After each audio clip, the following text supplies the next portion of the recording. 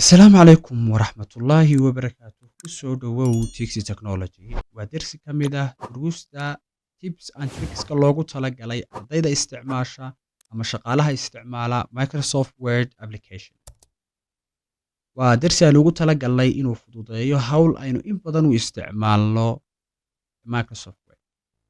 Hawshaasi oo ah converting text to a table, sidii table loogu bedeli lahaa text meel kuugu qoran ama list aad ugu bedeli lahayd hadba si aad u jeceshahay table. sug haddii aad doonayso kooraskan oo faahfaahsan waxaad u heli karaysaa qaab online ah adigoo ku dhiganaya website-kayga tixi.com. sidoo kale waxaad ku heli karaysaa qaab offline ah oo haddii aad Hargeysa joogto aad noogu iman karto classeska aad halka ku dhiganayso. Ka faa'iideyso, inagu celiya muuqaalka. Intii aan samayn lahaa manually inaan magacaanta u soo qaado bacdeen aan meesha u gelgeliyo mid oo aan filayo in haddii tirada dadka aad u baahatay inaad gelisaa ama aad diiwaan gelisaa haddii ay badan yihiin ay kaa qaadanayaan waqti aad u badan. Hab fudud ayaa jira.